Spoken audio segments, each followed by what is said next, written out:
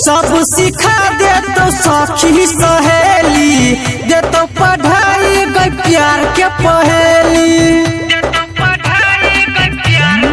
हाँ हाँ सब सिखा दे तो सखी सहेली दे तो पढ़ाई गई प्यार के पहेली।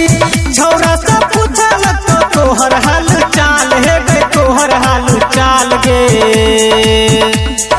ढोर ककलाल गे गोर ककगाल गे पटिया बाजार छौरा कहल तो माल गे।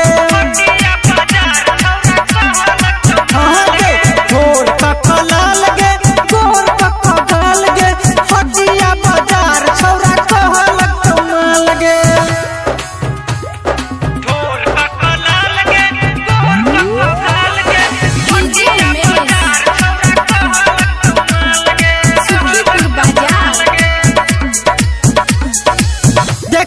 छौरा के जबही जे है सगे तोरे से छौरा सब बजे तो छौरी फैस गे। छौरा मांगल तू छौरी तोहर नाम बढ़ गे कहतो बहन जो तू हमर लभर गे। दिन तोरे कर तो ख्याल है गे कर तो ख्याल गे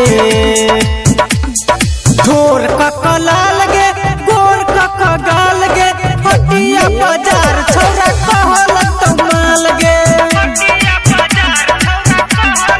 हाँ गे ढोर ककलाल गे गोर ककगाल गे पटिया बाजार छौरा कहल तो माल गे।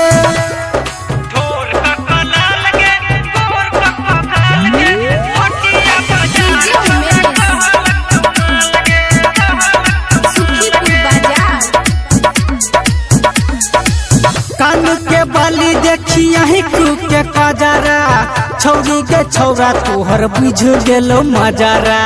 छौरी